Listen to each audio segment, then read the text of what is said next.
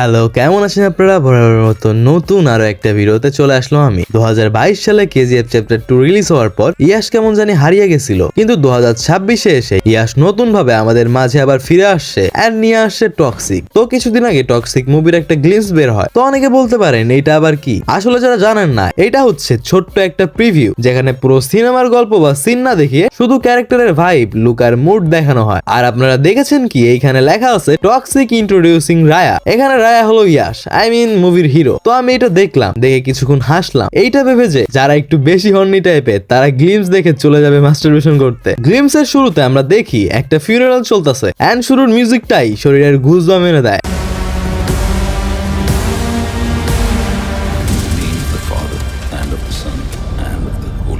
মানে আপনি প্রথম সিনটা দেখে মনে করবেন এটা কোনো হরর মুভির ট্রেলার। তারপর ঠিক তখনই একদল ভয়ঙ্কর গ্যাংস্টার এসে আগের মৃত ব্যক্তির পরিবারকে ভয় দেখিয়ে সরিয়ে দেয়। এরপর দেখা যায় তাদের সাথে থাকা একটা কফিন, মানে মেন যে গ্যাংস্টার আছে তার বাচ্চাকে কবর দেওয়া হয়। আর তারপরে দেখা যায় একটা কার এসে একটা গাছের সাথে ধাক্কা খায়, আর কার থেকে হিরো বের হয়। হিরো না, হিরোর ড্রাইভার বের হয়। সে কারের পেছনে একটা মেশিন লাগায়, আসলে আমি জানি না এটার নাম কি, তো আমি এটাকে রিমোট ডেটোনেটর বলি, কারণ এটা দিয়ে এই বোমটা ব্লাস্ট করা হয়। তো যাই হোক, ওইটা লাগিয়ে সে পালায় যায়, আর সামনে থেকে গ্যাংস্টাররা দেখে কারে ফায়ার করা স্টার্ট করে, আর কারের মধ্যে থেকে আমাদের হিরো কারের মধ্যে ফায়ার করতে থাকে। তো বাইরের বুলেটস গুলা ঠিক জায়গায় না গেলেও ভিতরের বুলেটস গুলা ঠিক জায়গায় লাগায় বোমটা ব্লাস্ট হয়। তো সেইখানে তো সবাই এই দিক ওই দিকে গিয়ে পড়ে। তারপর কার থেকে বের হয় রায়া। আর এইভাবে যদি মুভিতে এন্ট্রি হয় তাহলে মুভি থিয়েটারে সবাই একদম পাগল হয়ে যাবে।